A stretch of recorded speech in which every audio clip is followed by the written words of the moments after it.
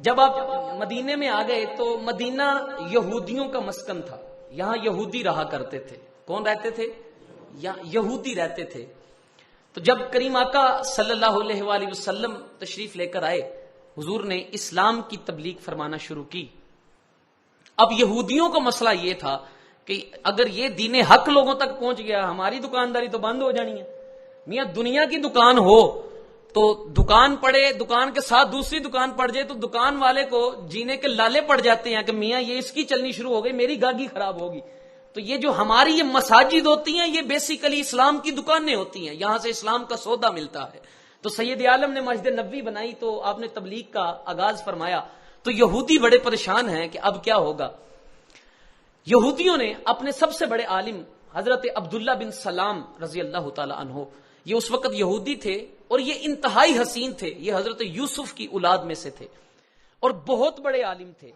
تو حضرت عبداللہ بن سلام رضی اللہ تعالی عنہ کو یہودیوں نے آمادہ کیا کہ آپ سوالات کا وہ ایک چٹ تیار کیا اور حضور کے ساتھ جا کے مناظرہ اور مباحثہ کریں، حضور سے سوالات کریں، چونکہ ذہن میں خیال یہ تھا کہ حضور امی ہیں، پڑھے لکھے نہیں ہیں، تو جب یہ علم کی بڑی بڑی مشکل باتیں کرے گا تو حضور جواب نہیں دے پائیں گے، تو ہم مدینے کی گلیوں میں جلوس نکال کے نعرے لگائیں گے کہ تمہارا نبی تو کچھ جانتے ہی نہیں ہے، جھوٹا ہے، نعوذ باللہ، یا اسے کچھ پتہ ہی نہیں ہے۔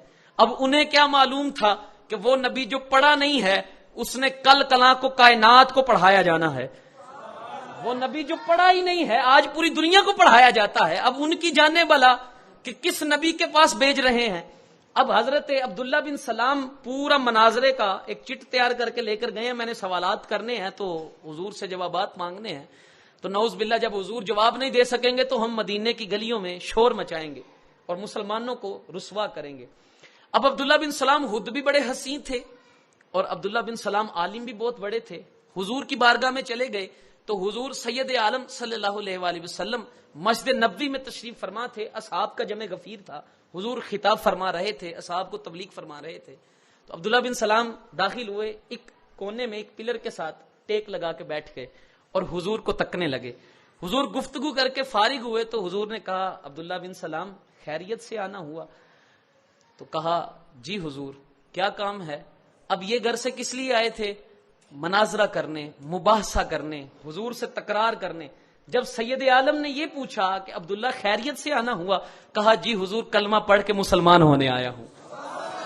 اب عبداللہ نے حضور کے دست اقدس پر بیعت کی، کلمہ پڑھا، مسلمان ہو گئے، اور ادھر وہ یہودی جو اس انتظار میں تھے کہ خبر آئے گی کہ ہم مناظرہ جیت گئے ہیں اور ہم نے گلیوں محلوں میں نعرے لگانے ہیں، مسلمانوں کو رسوا کرنا ہے، جب ان کے کانوں میں یہ خبر پڑی کہ عبداللہ تو بغیر سوال کیے مسلمان ہو گئے ہیں، تو سارے اکٹھے ہو کے عبداللہ کے پاس آئے۔ عبداللہ یہ تو نے کیا کیا؟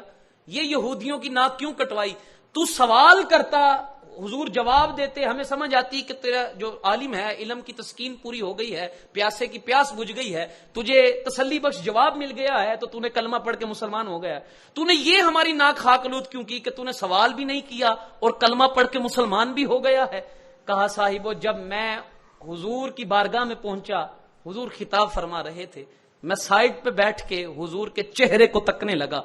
حضور کے چہرے کو تکتے تکتے میرے من سے، ضمیر سے ایک آواز اٹھی، عبداللہ اتنا حسین چہرہ کسی جھوٹے کا نہیں ہو سکتا۔ یہ چہرہ انور ہے جو یہودیوں کے عالم کو بھی پکڑ کے مسلمان کرتا ہے۔ یہ حضور کے چہرے انور کی خوبصورتی ہے